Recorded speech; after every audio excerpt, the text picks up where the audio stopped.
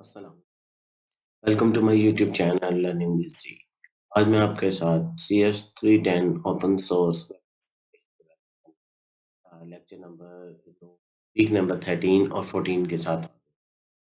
पहले जो है मैंने वीक नंबर 7 से 12 तक मुकम्मल कर दिया। इसमें भी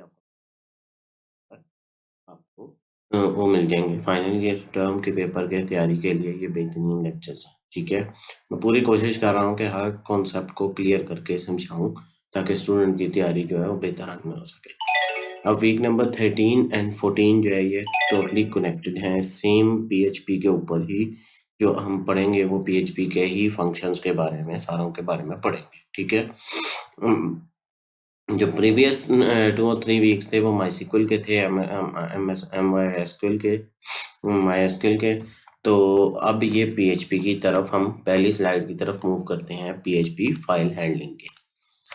पीएचपी फाइल हैंडलिंग का मतलब ये है कि मैंने पहले भी आपको ये थोड़ा सा गाइड किया था इसके बारे में कि आपने ये सी प्लस प्लस में भी ये काम किया होगा, पीछे किसी कोर्स में आप करते भी आए होंगे कि फाइल को ओपन करके उसके अंदर कोई प्रोसेसिंग करना डिफरेंट टास्क की, या उस एक नई फाइल क्रिएट करके उसके अंदर कोई प्रोसेसिंग करना, यानी कुछ लिखना या कुछ भी करना, ये फाइल हैंडलिंग कहलाता है। इसके अंदर कोड भी हो सकता है, इसके अंदर कोई टेक्स्ट भी हो सकता है, इसके अंदर डेटाबेस भी हो सकता है, कुछ भी हो सकता है। पीएचपी फाइल हैंडलिंग का कॉन्सेप्ट सेम फाइल हैंडलिंग का कॉन्सेप्ट जो आप पहले पढ़ते आए हैं, लेकिन अब ये वेब की तरफ जा रहा है। काफ़ी सारे फंक्शन आप क्रिएट कर सकते हो, रीड, अपलोड, एडिटिंग फाइल्स। अब यहाँ पर एक अपलोड का नया कॉन्सेप्ट आ गया है कि आपको कहीं जगह बाज़ औक़ात आपने देखा होगा कि किसी वेबसाइट पर आपको कोई फाइल अपलोड करनी पड़ती है। इसकी छोटी सी एग्जांपल जो है वो आपकी असाइनमेंट अपलोड करने का ही है। आप अपने एलएमएस पे जाते हैं, बटन पे क्लिक करते हैं, वो कहता है कि चूज़ करो जो फाइल अपलोड करनी है। पीछे जो रिक्वायर्ड फॉर्मेट दिया होता है कि जिस फॉर्मेट में फाइल एक्सेप्ट होगी उसे पीछे बताया गया होता है सर्वर को कि इस तरह की फाइल जो है वो अपलोड हो सकती है। यानी डॉक्यूमेंट फाइल है, टेक्स्ट फाइल है, इमेज फाइल है, पीडीएफ फाइल है, किस तरह की एक्सेप्ट होनी है। तो आप उसे अपलोड करते हो और आपको वो स्क्रीन पे आ जाता है कि असाइनमेंट अपलोडेड सक्सेसफुली।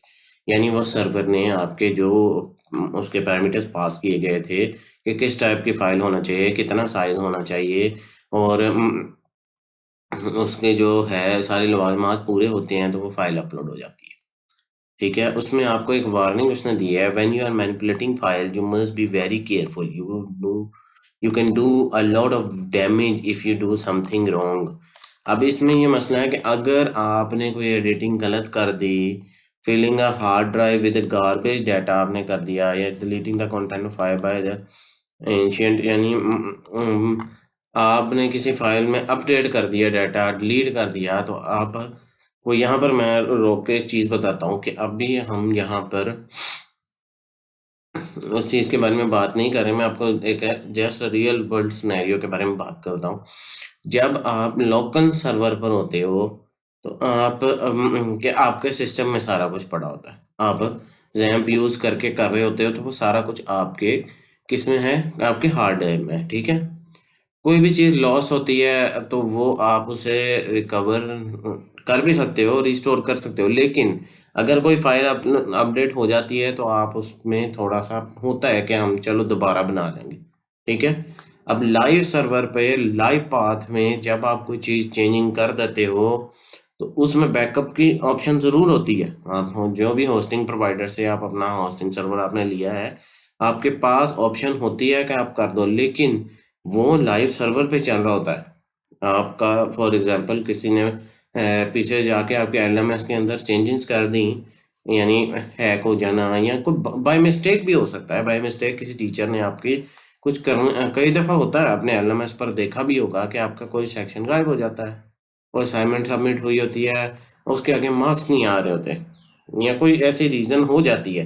तो ये सारी वो पीछे से आपके डेटाबेस में या किसी फाइल के अंदर, कोडिंग फाइल के अंदर हो सकता है कुछ चेंजेस की गई हों, जिसकी वजह से वो बाज़ औक़ात ऐसी डैमेज भी हो सकता है सारा कुछ। तो बड़े ही ध्यान से आपने ये इसके जितने भी फंक्शन हैं उस पर ध्यान से काम करना होता है। अब इसके हम नेक्स्ट फंक्शन की तरफ चलते हैं कि आपने पीएचपी रीड फाइल जो करनी है उसके डिफरेंट फंक्शन है। रीड करना, फाइल को हमेशा पहले आप रीड करोगे अगर ऑलरेडी क्रिएटेड है तो। उसमें क्या है सिनेरियो हम देख लेते हैं कि इसके अंदर read file function read the file and write it to the outer buffer. Outer buffer के ऊपर उसको रीड करके लिख देता है कि ये फाइल है। Assume we have a text file, हमारे पास वेब डिक्शनरी डॉट टीएक्सटी की एक वेब फाइल है, सर्वर के ऊपर स्टोर हुई है।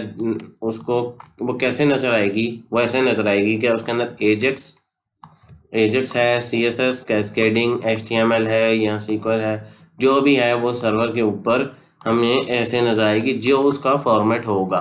ठीक है, अकॉर्डिंग टू आपने जो उसको रीड करने जा रहे हैं उसके अंदर जो भी उसके अंदर कोड होगा वो ऐसे नजर आएगा।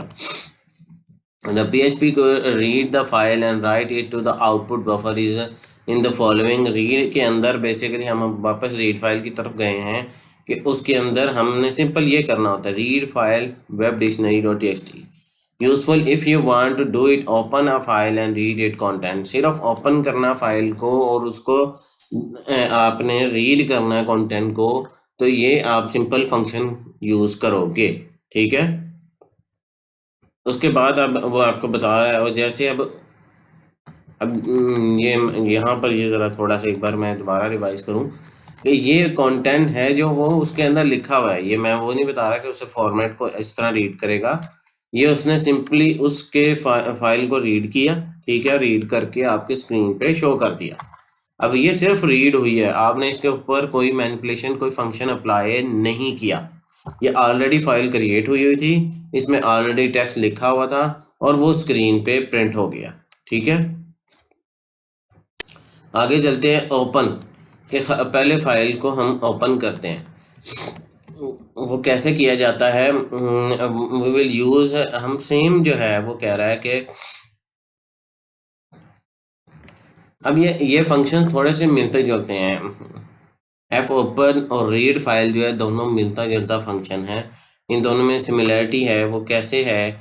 F open function look like this. हम सिमिलरली आपने देखा था कि वो हमने पीछे वो फंक्शन का नाम लिख दिया था और आगे जो है वो फाइल का नाम, उसमें स्लाइड सा डिफरेंस है। वो देखें कि आप इसमें हमारे पास ये इस तरह हमने किया और इसमें एक आर का पैरामीटर आ रहा है। ठीक है, the first parameter of open contain the name of the file to be open and second parameter specify in which mode the file should be open। यानी आपने वो बताना है कि किस मोड में हो। यानी हम आर का मतलब क्या है अभी हम इसको आगे जान लेते हैं। उसने एक वेरिएबल क्रिएट किया जिसके अंदर हमने ये लिख दिया, यहाँ हम die unable to open file. अगर तो वो फाइल वहाँ एग्जिस्ट नहीं करती होगी तो वो कर देगा अनएबल टू ओपन फाइल।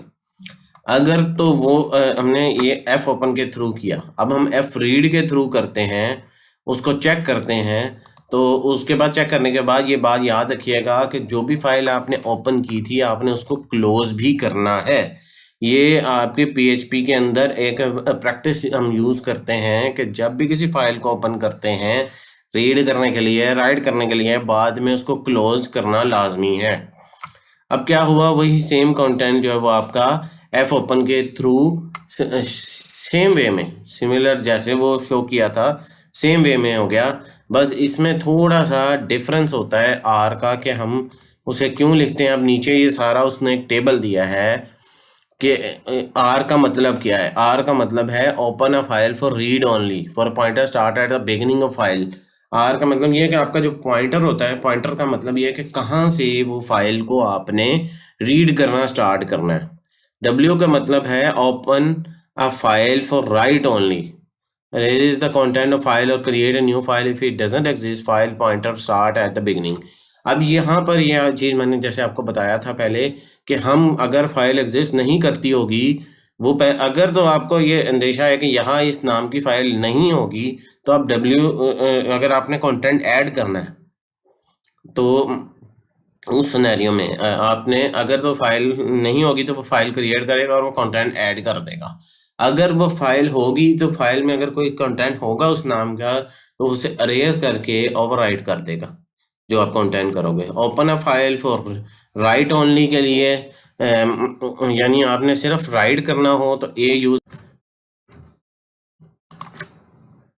अच्छा, हम आगे इसको कंटिन्यू करते हैं। हम open file for read write के लिए करना हो तो W+, और ये डिफरेंट आपके पास है। ये पेपर में आपके पूछे भी जा सकते हैं, लॉन्ग या शॉर्ट क्वेश्चन में। शॉर्ट में आपसे यही पूछ सकता है कि वो किसी एक स्पेसिफिक को बताए, पूछ ले आपसे, उसका मीनिंग बताओ। Modes to open a file कौन सा होता है, यहाँ फिर वो आपसे कोई 2 या 3 आपसे डिफरेंट मोड्स पूछ सकता है। ठीक है, ये हो गया एफ ओपन। एफ रीड की तरफ चलते हैं हम। ठीक है,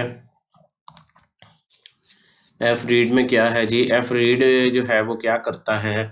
F read function read from an open file, जो ऑलरेडी ओपन हुई हुई है फाइल, उस फाइल से रीड करने के लिए। The first parameter of F read contain the name of the file to read from, and the second parameter specify the maximum number of byte to read.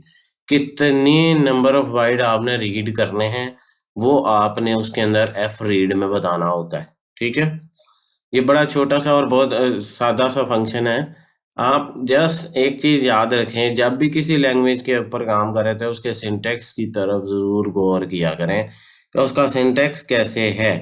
PHP का syntax काफी C++ से मिलता जुलता है। आपको काफी जो है, जिन्होंने C++ आपने पहले पढ़ी हुई है, आपको अंदाजा होगा। ठीक है, उसके बाद एफ क्लोज, मैंने आपको पहले ही बताया था कि F close function used to close file. It is a good practice to close all the file after you have finished with them. You don't want an open file running around on your server. ये बात मैं आपको अब मुकम्मल कर देता हूँ कि एफ क्लोज क्यों है। क्योंकि अगर आप सर्वर पर एक फाइल को ओपन करते हैं, ये same as it is session की तरह है। अगर आप उस सेशन को क्लोज नहीं करते तो वो इशू क्रिएट होगा। इसी तरह फाइल को अगर आप क्लोज नहीं करते तो वो प्रॉपरली सेव नहीं होगी। नेक्स्ट टाइम जब आप आएंगे, वो फाइल अगर ऑलरेडी ओपन थी, आपने उसे क्लोज नहीं किया था एफ क्लोज के थ्रू, तो वो उसमें मसला आएगा। ठीक है, हमें नहीं पता हमने क्या लास्ट मॉडिफिकेशन की थी, वो प्रॉपरली अगर सेव नहीं हुई तो वो अपडेट नहीं होगी और नेक्स्ट टाइम आपको इशू फेस होगा। इसलिए एवरी टाइम जब भी आपने कोड में फाइल को किसी भी जगह ओपन करना है तो उसे क्लोज भी कराना है। ठीक है, एफ गेट के थ्रू अगर हमने कोई सिंगल लाइन रीड करनी हो तो हम वो काम करते हैं। और EOF से आप समझते हैं एंड ऑफ फाइल, वो भी हम आप देख लेते हैं। उसने कहा कि एफ ओपन किया, echo get my file, after call to get function the file pointer has move to the next line. अब वो नेक्स्ट लाइन में यू मूव करेगा। सिर्फ एक सिंगल लाइन जो उसे रीड करके वो आपको स्क्रीन पे शो करेगा। जैसे उसकी पहली लाइन क्या थी फाइल की, एजेक्स के बारे में, तो जो पहली लाइन थी वो उसने प्रिंट कर दी, उससे अगली जितनी भी होगी वो प्रिंट नहीं करेगा। ठीक है, वो सिर्फ एक लाइन को करने के लिए बड़ा छोटा सा फंक्शन है। फिर एंड ऑफ फाइल है। एंड ऑफ फाइल जो फंक्शन है आपका है यहाँ पर, उसके अंदर आप देखें कि F end of file check if the end of file has been reached. अब फाइल के वो एंड में चेक करेगा कि फाइल पूरी उसने रीड कर ली है और एंड ऑफ लाइन चला गया है। Example below read the first line. और इसके अंदर उसने एक थोड़ा सा फंक्शन में ट्रिक अप्लाई कर दी है कि वो हर लाइन के जब एंड ऑफ लाइन होगा ना, इसका मतलब ये है कि हर जहाँ पर एंड ऑफ लाइन अप्लाई होगा ना, यानी वो एक लाइन रीड करेगा, उसके बाद एंड ऑफ लाइन चेक करेगा कि यहाँ पर लाइन खत्म हो गई है, फिर दूसरी को करेगा, तीसरी को करेगा। इसका आउटपुट देख लें कि वो सिमिलरली जहाँ पर एंड ऑफ लाइन हो रहा है ना फाइल में, एक्चुअल पहले क्या हो रहा था, आपको वो एक पैराग्राफ फॉर्म में प्रिंट कर रहा था। हालांकि जो फाइल थी हमने उसके अंदर कंटेंट हमने ऐसे रखा था कि हमने एंड ऑफ फाइल, हम नोट पैड में फाइल में लिखते जाएं एंटर प्रेस करें, नेक्स्ट लाइन में चले जाते हैं। लेकिन जब हम पहले हम प्रिंट कर रहे थे कंटेंट को, तो आपने देखा था कि वो आपका जो स्टार्टिंग में हम देख लेते हैं, इस तरह से एक पैराग्राफ फॉर्म में आ रहा था। वो एंड ऑफ लाइन को जो है वो स्पेस है कंसीडर करके इग्नोर कर रहा था। ठीक है, अब रीड द सिंगल कैरेक्टर, किसी भी एक सिंगल कैरेक्टर को रीड करने के लिए। अच्छा, अब यहाँ पर गेट माई फाइल, उसने किसको सिंगल कैरेक्टर को रीड किया है? After F get C function the file pointer move to next character. जो भी नेक्स्ट कैरेक्टर होगा वो उस पर मूव करता जाएगा और रीड करता जाएगा। इसका क्या मतलब है? हर करेक्टर को रीड करना है। इसका मतलब यह है कि function is used to read a single character from a file. हर करेक्टर को रीड करता चला जाएगा एफ ओपन के थ्रू। पहले उसे ओपन किया, फिर उसे आउटपुट क्या करना है, एंड ऑफ फाइल तक उसने जाना है और उसने हर करेक्टर को करेक्टर बाय करेक्टर रीड करता जाना है। ठीक है, अगर हम यहाँ पर एंड ऑफ फाइल नहीं यूज़ करेंगे तो फिर वो एक ही करेक्टर को रीड करके सिर्फ एक करेक्टर स्क्रीन पे प्रिंट कर देगा। इसको अपना एक्सपेरिमेंट करके देखना है। ठीक है, यहाँ पर हमारा वीक नंबर 13 मुकम्मल होता है। बहुत सादे, बहुत आसान से हैं। उन्होंने आपको कोड एग्जांपल इसलिए दिया है कि आप इसको खुद से करके देखें। अब उसने ये चीज़ थोड़ी सी डिफरेंट कर दी कि सिनेरियो कि अगर आपकी फ़ाइल ऑलरेडी मौजूद नहीं होगी और आपने क्रिएट करनी है एफ ओपन के थ्रू, तो वो किस तरह करनी है। अब आपने उसको हार्ड डिस्क में मौजूद नहीं है तो उसको एक्सेस दिया है कि आप इस नाम की फ़ाइल बना दो, टेस्ट फाइल डॉट txt के नाम से। हमने w का पैरामीटर लिखा है। ये अब आप रिकॉल करेंगे w का पैरामीटर क्या करता था। वो अगर फाइल एग्जिस्ट नहीं करती थी तो वो राइट कर देगा और एक क्रिएट कर देगा। ठीक है, अब राइट फाइल टू अब के थ्रू जो है वो एफ राइट के थ्रू क्या कर सकते हैं। The F write function use to write a file. The parameter F write contain the name of the file to write and the second parameter string to be return. अब इसके अंदर क्या होता है कि हम इसके अंदर हमने कोई स्ट्रिंग हमने खुद से ऐड करनी हो। जैसे उसने कहा कि ये दो स्ट्रिंग्स हैं, इसको ऐड कर दो फाइल के अंदर। ठीक है, notice that we wrote the new file dot TXT. अब न्यू फाइल डॉट टीएक्सटी में लिखा है 2 बार। Each time we wrote to the file we send the string. हर दफा दोनों चीज़ों को हमने सेम स्ट्रिंग से भेजा है टीएक्सटी। ठीक है, तो वो क्या कहना चाह रहा है, and the second contain the Jane Doe after we finish writing we close the file using F close की तरह हमने फाइल क्लोज कर दी। It will be look like this. अब ये ऐसे क्यों आया, उसने स्पेस देकर उसने नेक्स्ट लाइन में क्यों नहीं प्रिंट किया, क्योंकि हमने वहाँ पर उसको बताया ही नहीं। इसलिए जो अगर हम उसे जब तक लाइन ब्रेक उसके अंदर अप्लाई नहीं करेंगे, एंड ऑफ फाइल उसको नहीं बताएंगे, तब तक वो उसी तरह एक ही पैराग्राफ फॉर्म में लिखता चला जाएगा जो भी हम उसे कंटेंट देंगे। अब हमने क्या किया है, now the next file contains some data we can show what happen when we open an existing file for writing. पहले हम एग्जिस्टिंग फाइल को राइट करने के लिए all the existing data will be erase and we start with empty file. हमने ये बात पीछे भी पढ़ी थी। अगर हम कोई फाइल जिसके अंदर पहले से डाटा मौजूद है, अगर हम उसके ऊपर राइट करने लगेंगे तो क्या होगा, वो जो डाटा पहले से मौजूद था वो ओवरराइट हो जाएगा और जो भी डाटा होगा वो ओवरराइट हो जाएगा। हमने उसे मिकी माउस दिया और फिर मिनी माउस दिया और उसको राइट कहा कि राइट कर दो दोनों को टीएक्सटी को, तो वो ओवरराइट कर देगा हमारी फाइल को। वैनिश हो गए और only the data we wrote is present. अब ये डाटा आ गया। ठीक है, अब ये बड़ी ही सादी और छोटी एग्जांपल लग रही होंगी कि इतनी आसान है। इतनी आसान नहीं है, विदाउट प्रैक्टिस नहीं आ सकती है आपको। ठीक है, पीएचपी फाइल अपलोड की तरफ जाते हैं कि अगर हमने कोई फाइल अपलोड करानी हो तो उसके लिए क्या करना पड़ता है। Ensure that the PHP is configure to allow file upload. पहले तो आपने php.ini में जाकर देखना है कि ये कन्फिगरेशन हुई है।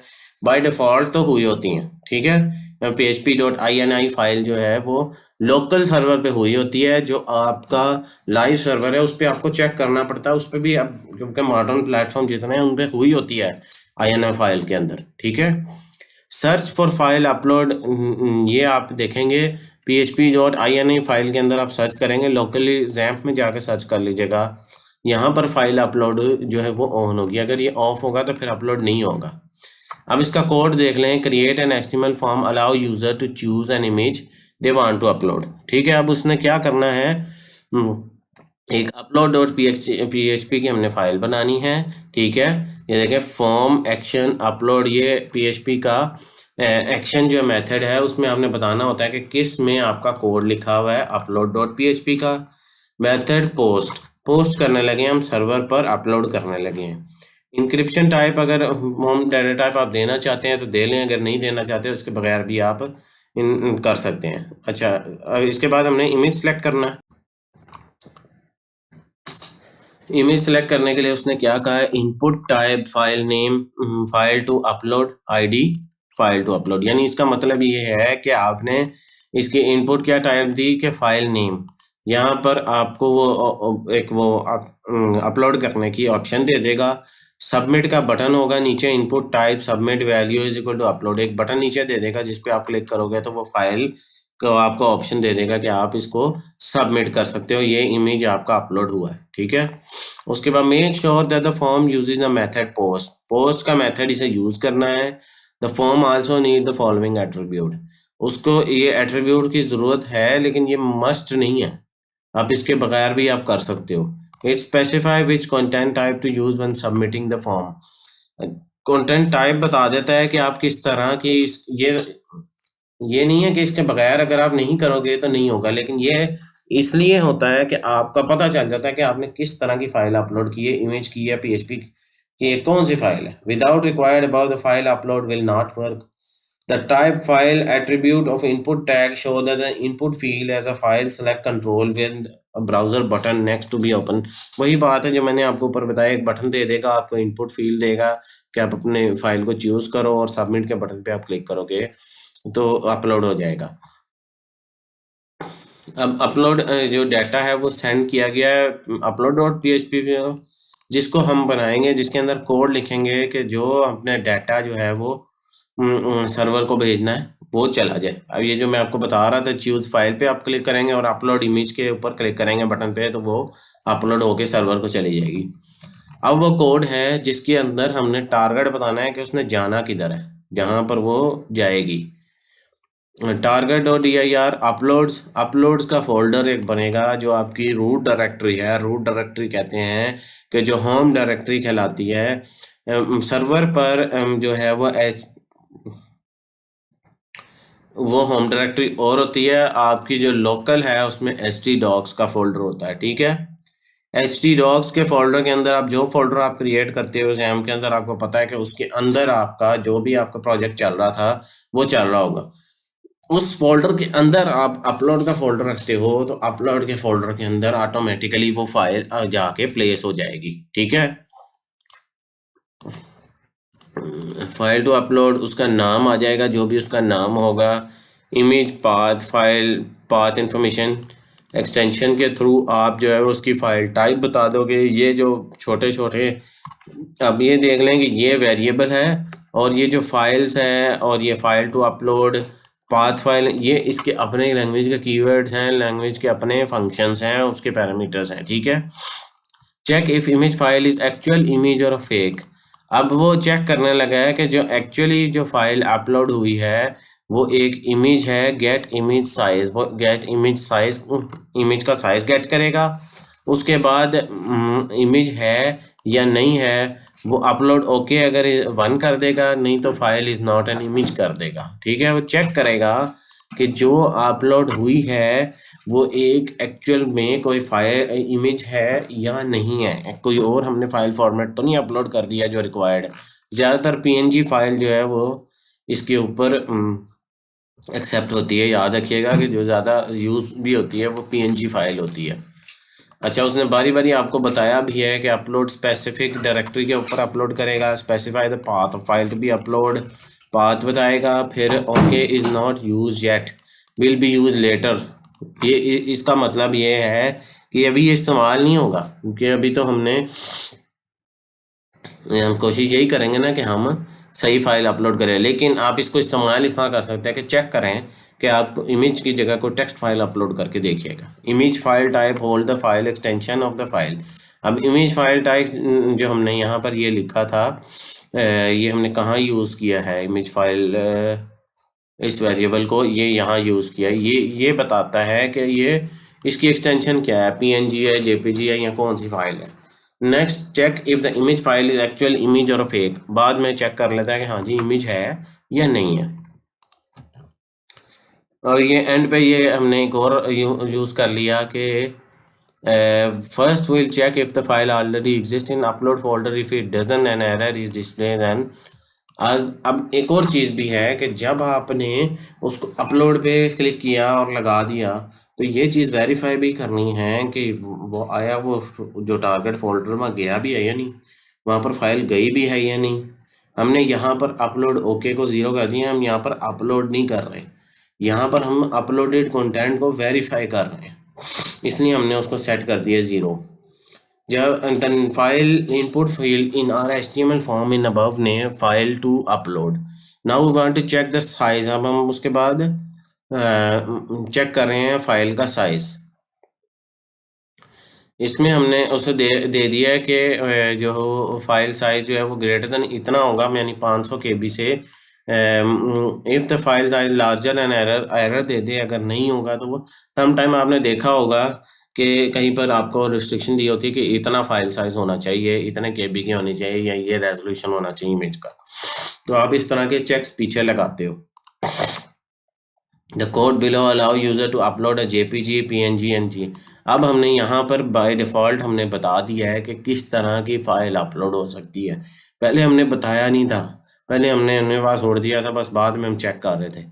तो हम पहले ही इसके अंदर एक वो जो है वो उसको बता देंगे एक फंक्शन में कि इस तरह की फ़ाइल कौन कौन सी, अगर वो JPG नहीं होगी, अगर PNG नहीं होगी, अगर JPEG नहीं होगी, ये दोनों फॉर्मेट ऑलमोस्ट है। JPG और JPEG जो है वो दोनों सेम ही है ऑलमोस्ट। यहाँ जिफ होगा तो ये अलाउ होगा, वरना बाकियों पे वो 0 कर देगा, अपलोड 0, तो वो अपलोड नहीं होगा। Now if OK is 0 then the file will not upload, otherwise the file upload code will be executed। अब उसने इसका चेक भी लगा दिया है कि अगर वो 0 होगा तो एरर दे देगा, ये फाइल अपलोड नहीं हुई। एल्स मूव द फाइल आप उसको टारगेट फोल्डर पे मूव कर दो। मैंने बताया था अपलोड ओके को 1 होना चाहिए, जब वो अपलोड ओके 1 हो उस टाइम पे ही वो अपलोड कर रहा होता है। जब वो 0 है तो इसका मतलब वो है कि ये अपलोड नहीं कर रहा। ठीक है,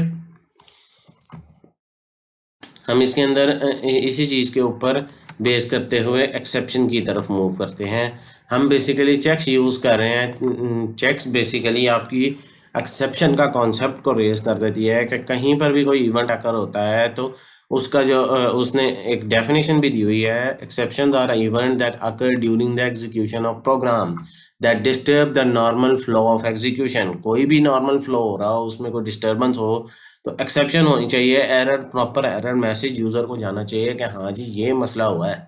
अगर इस तरह की एक्सेप्शन रेज नहीं होगी, इस तरह का एरर मैसेज प्रॉपरली यूज़र को नहीं जाएगा, उसको पता ही नहीं चलेगा कि यहाँ पर मसला क्या हुआ है। तो कोई भी चीज़ ट्रिगर हो, कोई भी चीज़ वार्निंग बेस्ड हो, कोई ऐसा एरर हो कि यूज़र ने कोई गलती कर दी या कोई ऐसा मसला हो, वो उसको प्रॉपर हैंडल होना चाहिए।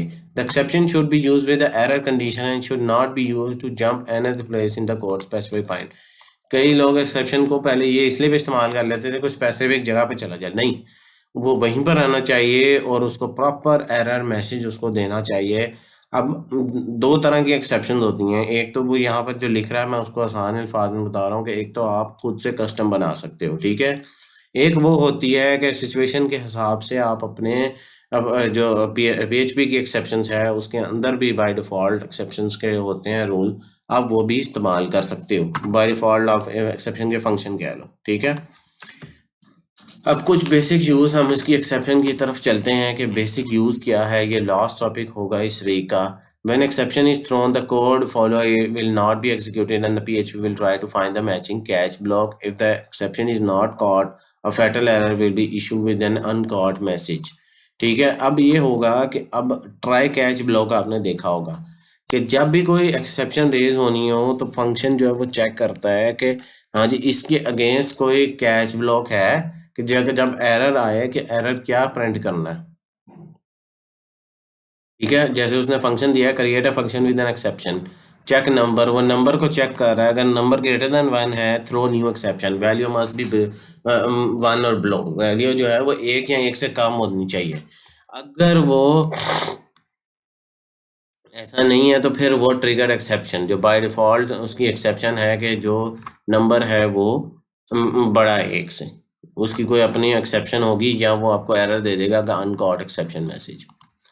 फैटल एरर, अनकॉट एक्सेप्शन, इस तरह का एरर भी आपने पढ़ा होगा। इसका मतलब होता है with the value must be below 1, वो उसने अनकॉट फैटल एरर दे देगा अगर आपका जो उसकी वैल्यू रेंज में आपने, अगर तो आपने उसको वैल्यू नहीं दी होगी 1 और बिलो, तो वो ये वाला यानी एरर मैसेज नहीं दिया होगा, तो फिर वो फैटल एरर लिख के स्टक हो जाएगा, उसको नहीं पता चलेगा उसको क्या लिखना है, या ये वाली चेक सम नंबर, ये वाली थ्रो वाली लाइन दे देगा आपको, कोई एरर मैसेज प्रॉपरली शो नहीं करेगा।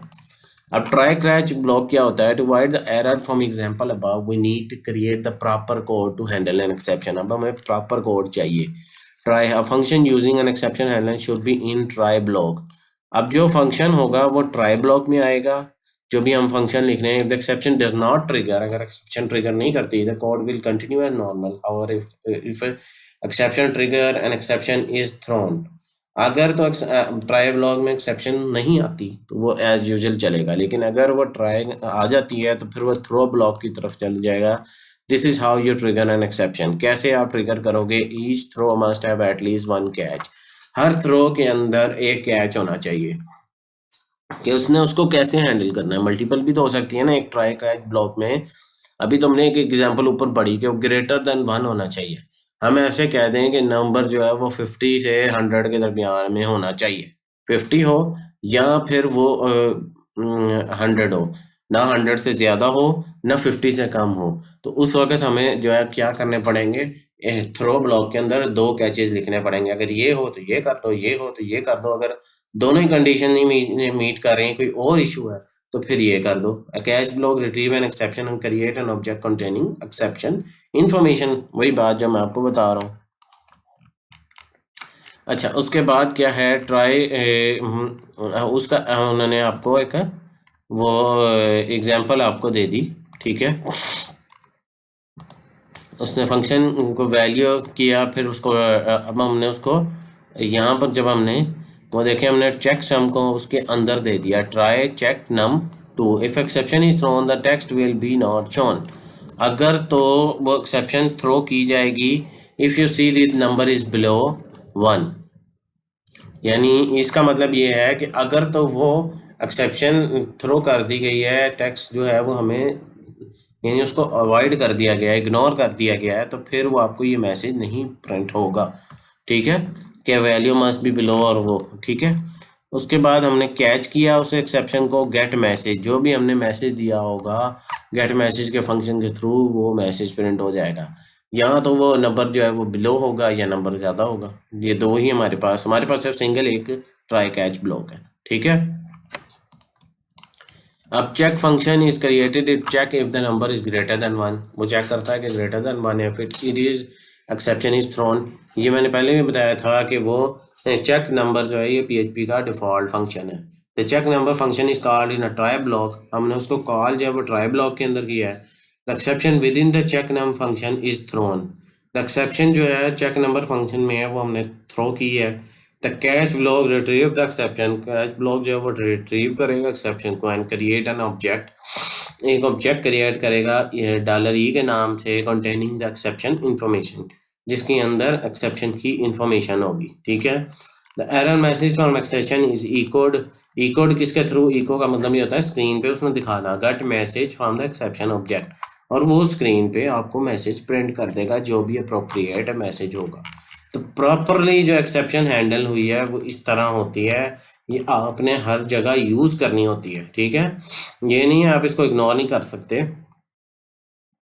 अच्छा, उसने एक और टॉपिक इसके अंदर आ गया है। अभी तक जो हम पढ़ रहे थे वो बाय डिफ़ॉल्ट हम एक्सेप्शन देख रहे थे कि जो एक्सेप्शन हम बाय डिफ़ॉल्ट होती है, अब हम कस्टम एक्सेप्शन की तरफ जा रहे हैं। Create a custom exception handler is a quite simple. We simply create a special class with a function that can call when an exception error is in PHP. कोई भी एक्सेप्शन एरर आएगा तो हम उसे कॉल कर सकते हैं। The class must be an extension of extension exception class. Exception class की एक्सटेंशन होगी। The custom exception class inherit the property from PHP exception class and you can add the custom to it. यानी ये basically inherit होगी exception class से, जो उस PHP की अपनी एक्सेप्शन क्लास है, और वही सारी प्रॉपर्टीज यूज करेगी। इसको हम देख लेते हैं। Class custom exception extend the exception.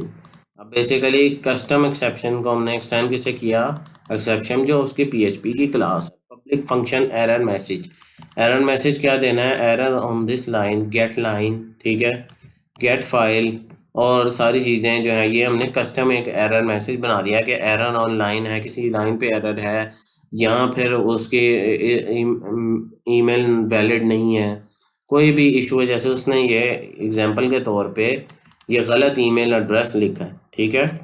अब फिल्टर वार, हम आपको याद होगा प्रीवियस हमने में पढ़ा था कि फिल्टर वार वैलिडेट करता है कि ईमेल एड्रेस ठीक है या नहीं। अब वो हमने कस्टम यूज़ किया किसके अंदर, ट्राई ब्लॉक में।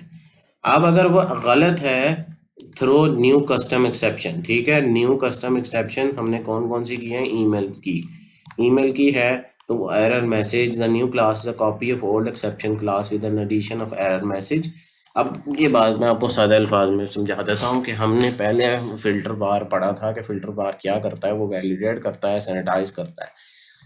अब यहाँ पर हम सैनिटाइज नहीं कर रहे, उसे ठीक नहीं कर रहे, हम वैलिडेट कर रहे हैं। तो वैलिडेट करेंगे तो ये गलत होगा, जब ये गलत होगा तो क्या होगा, एरर मैसेज प्रिंट हो जाएगा। ऐसे ही है, the custom exception call is created as an extension of old exception class. This way it inherited all the method and property from old exception class. अब जितनी भी उसकी प्रॉपर्टीज होंगी हमारी कस्टम एक्सेप्शन क्लास जो है वो उसने इनहेरिट कर लेगी। क्लास का कॉन्सेप्ट जो है वो आपने ये पहले प्रीवियस में पढ़ा होगा, ये वही कोड है, सेम कोड है जो पहले हम कर रहे थे, बस उसने बताया उसके बारे में थोड़ा इलेबोरेट करके। Error message function is created. The function return an error message if an email is invalid. अब ये वही बात है कि यहाँ पर हमने, क्योंकि ये फंक्शन हम यूज़ कर रहे हैं वो उसी कोड को बार बार एलेबोरेट कर रहा है हमारा, क्योंकि ईमेल गलत है, is set to the string that is not a valid email address, ठीक है, वैलिड नहीं है, वो उसको फिल्टर में ट्राई ब्लॉक में लेके जाएगा, हाँ वैलिडेट नहीं है उसको वैलिडेट करेगा और एंड पे एरर मैसेज देगा, एरर ऑन लाइन 14। उसने कहा कि some at example.com is not a valid email address. ये सिंपल एक उसकी एग्जांपल थी ताकि आपको समझाया जा सके कि ब्राउज़र में आउटपुट कैसे आता है। ये उसने ब्राउज़र में आउटपुट दिया है, इसको आप, मेरी जो पर्सनल आपको ओपिनियन है, इसको प्रैक्टिस करें, ठीक है।